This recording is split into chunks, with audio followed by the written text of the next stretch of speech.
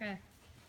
Okay, so it's November 1st, 2016, and we are here with downtown Jackie Brown, who has just been purchased by Ludicrous Linda, Luscious Linda. Love it. Awesome. And we're going to do this video journal of my 7 dance steps and some of my training principles and philosophies for Linda to take home with her, hopefully in the hopes that they will be helpful to her as she comes to be one with her horse. So Jackie Brown's never been asked to actually walk on the line circle, so we'll see how she feels about that. But the foundation of my program is frame. And frame is established through the perfect circle, through establishing lateral flexion creates horizontal collection. So lateral flexion, left bend and right bend, is what develops the softness and the strength to create horizontal collection in your horse, which is what is required to for the reining horse to perform all of the reining maneuvers successfully, safely, in a ballet, gymnastic type fashion, and remain sound. So I ride with my hands quite a bit wider than a lot of trainers. I learned this on the Loomis Ranch. I ride with my hands wide. I want that horse balanced smack dab on that bit between my reins. And I want the horse's spine to basically be a balance beam that I am straddling.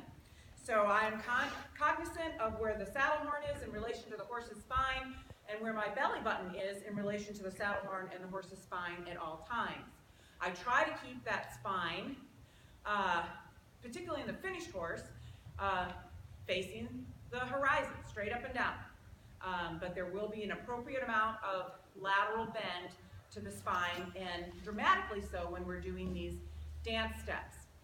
So the circle, again, one of the basics for the reining horse is the perfect circle. Not to be confused with an octagon or an egg shape or a circle over here and a circle over there, but no, a perfect circle on the ground, one track after another. And that is created by balancing that horse on the bit between my legs and my rein. The NRHA reining handbook in 8 general states that to rein a horse is not only to guide them, but also to control their every movement. Any movement on their own must be considered a lack of control or temporary lack of control and judged accordingly.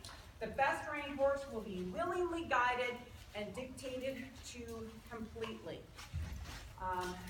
Let's see there, right there, she's back in. So at that point, I make a correction. I use my inside leg to pick up her rib cage, and I use my reins softly, but as appropriately to make the necessary correction to make her step right back on that circle. And of course, the whole time I'm doing this, I want to be as light as I can. The horses learn to seek the lightness from your hands if you give them the chance. But you have to put them in place and then set them free to make the mistake again. You can't hold a reining horse in place as you do other horses. Reining is to be as light a contact on their face as you possibly can create. So she's tracking between my legs pretty nicely, and she's balancing, softening her chin, and balancing on that bit pretty nicely. So when I've got that going, and I've already almost made my line circle disappear, which was to be expected, okay, then I'm going to start my dance step. Before I do that, I want to go back to the dictating thing. I didn't like being a dictator. I liked the idea of being a dance leader because I know that a really good dance leader can guide me around the dance floor, even though I don't know what I'm doing. If I'm willing to submit myself to his leadership skills, and if he has a firm but fluid frame, and I submit to his leadership, then he can make me look like I know what I'm doing. So that's what I want to do for my horses. I want to create an environment where they feel safe enough to trust my leadership and let them relax in my hands and let them be the clay and let me be the potter of the clay. And I want them flying my hand. But to do that, they have to feel safe and be in a very relaxed frame of mind. So that's just some of the philosophy that goes into this. We're going to start with the 7 dance steps. Dance step number 1 is to disengage the hip. So in doing this, I'm going to reach down my left rein and bring Jackie Brown's nose around towards your toe height glute gently. In doing so, I give with my right rein, and I move my left leg back towards her flank. And as you can see, this turns into basically a turn the forehand. Notice that the her left hind leg is consistently reaching across and in front of her right hind leg. And that is, when we start colts, that's one of the things we do on the ground with them to keep them from bucking us off and to save our lives. So my program was designed with a building block method off of my colt starting program, and that's the first thing I do with my colts is teach them that, because you've got to have forward motion in everything you do with these horses, and I consistently want this hind leg crossing over and in front of the other one, demonstrating forward motion and softening that horse's loin. And as she comes to understand it, she gets lighter and lighter and lighter. And you can see how that works. And over time, that turns into a turn in the forehand. And I've never asked her to do a turn on the forehand, but we'll just see what she says about it. And that would be where you keep your horse's head and neck straight. And just ask her to do a turn on the forehand. Good girl, Jackie Brown. Good girl. All of these dance steps are designed to be a building block method and work together. But you have to be extremely consistent in your presentation to the horse so that they can come to trust the vocabulary and understand what it is that you're asking of them. Dance step number 2 is basically the leg yield. So I'll do it going away from the camera. I take my outside leg off, and I rhythmically put my inside leg on. And there I'm leading the circle. I'm driving her out through her shoulder and through her rib cage. Okay, and I'm just asking her to yield to the pressure that she feels presented to her rib cage. Rhythmically, a horse will learn to lean against a stuck leg, a leg that is stuck. But if you have rhythm in your leg at all times, that's what we teach our horses to rate off, the rhythm of our legs, and she won't learn to lean against a stuck leg. Again, I'll do it again. I'll wait till I come around and do it before the camera. So again, we're on that circle,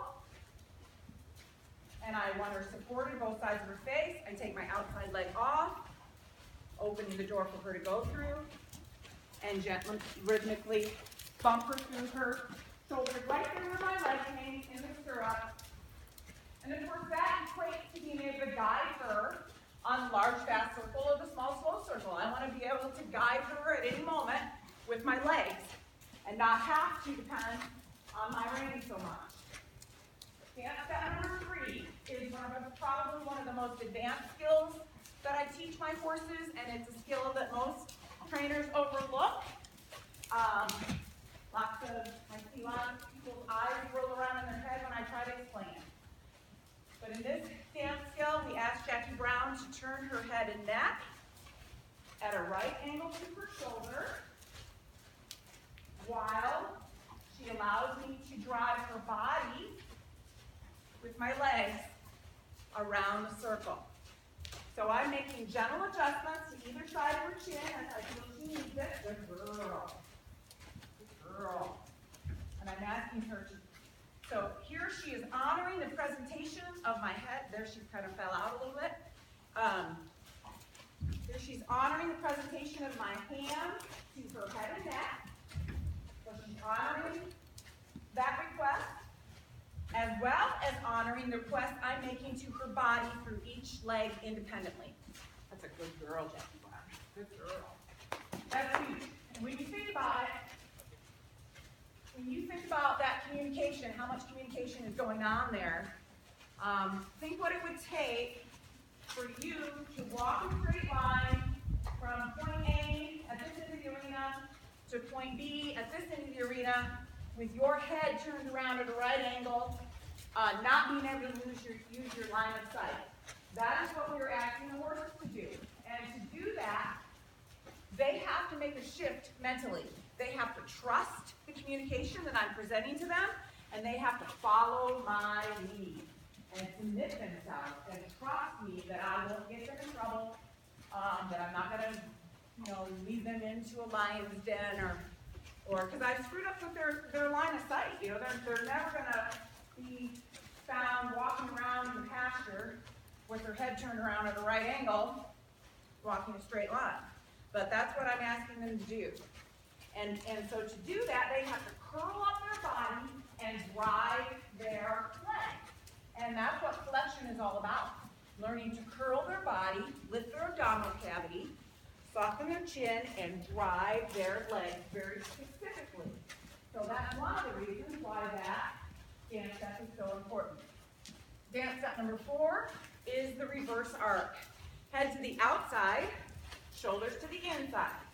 So now the shoulders are tracking the circle, and the head, you can see again, I don't have any weight in my hands here, just soft, gentle correction anytime I feel that she needs it. And this one, my inside leg is off of her shoulder, and my outside leg is gently bumping her shoulder to tell the horse shoulders go around, and her left leg reaches out, and her right leg reaches across consistently. That is how we develop the muscle memory in the legs. Oh, and you didn't put her boots on. I was going to put her boots on. You didn't do that. So anyway, it's a good thing we've developed that muscle memory so she knows how to handle her legs so that she doesn't clobber herself or step on herself. So there's the reverse arc.